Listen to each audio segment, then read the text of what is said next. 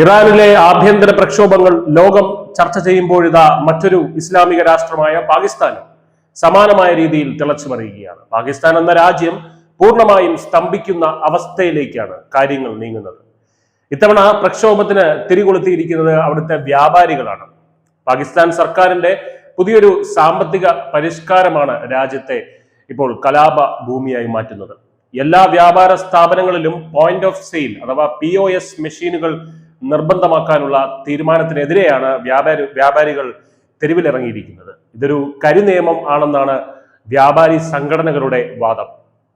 ഈ നിയമം പിൻവലിച്ചില്ലെങ്കിൽ ജനുവരി 16 മുതൽ പാകിസ്ഥാനിലുടനീളം വ്യാപാര സ്ഥാപനങ്ങൾ അടച്ചിട്ട് രാജ്യം സ്തംഭിപ്പിക്കുമെന്നാണ് മുന്നറിയിപ്പ്.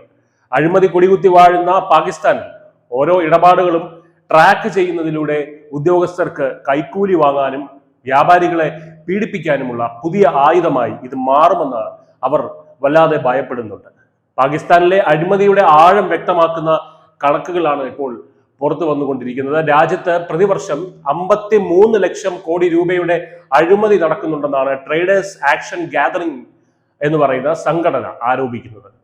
നികുതി വകുപ്പിലെ ഉദ്യോഗസ്ഥർ ആഡംബര വാഹനങ്ങളിലും മക്കൾ വിദേശത്തും പഠിക്കുമ്പോൾ രാജ്യത്തെ സാധാരണ വ്യാപാരികളെ പിഴിഞ്ഞുണ്ടാക്കുന്ന പണമാണ് ഇവർ ഇതിനുവേണ്ടി ഉപയോഗിക്കുന്നത്. ഉദ്യോഗസ്ഥരുടെ ഈ ഇത്തരത്തിലുള്ള പണം ആ ഉദ്യോഗസ്ഥരുടെ പോക്കറ്റിലേക്കാണ് പോകുന്നത്. അഴിമതിക്കാർക്ക് വധശിക്ഷ നൽകണമെന്ന മുദ്രാവാക്യമാണ് ഇപ്പോൾ പ്രക്ഷോഭകാരികൾ ഉയർത്തുന്നത്. ഇത് കേവലം ഒരു നികുതി പരിഷ്കാരത്തിനെതിരെയുള്ള സമരം മാത്രമല്ല. നിലവിൽ കടുത്ത സാമ്പത്തിക തകർച്ച നേരിടുന്ന പാകിസ്ഥാനിൽ ജനങ്ങൾ ഓരോ ദിവസവും അവിടെ വീർപ്പ് മുട്ടിക്കൊണ്ടിരിക്കുകയാണ്. നിത്യോപയോഗ സാധനങ്ങളുടെ വിലക്കയറ്റവും ഭരണകൂടത്തോടുള്ള അവിശ്വാസവും ഒക്കെ തന്നെ ഈ പ്രക്ഷോഭത്തിന് ആക്കം കൂട്ടുന്നുണ്ട്. ഇറാന്റെ അതിർത്തിയിൽ സംഘർഷങ്ങൾ നിലനിൽക്കെ ആഭ്യന്തരമായും രാജ്യം പുകയുന്നത് പാക് സർക്കാരിനെ കടുത്ത പ്രതിസന്ധിയിലാക്കിയിരിക്കുകയാണ് എന്ന് പറയാതിരിക്കാൻ കഴിയില്ല.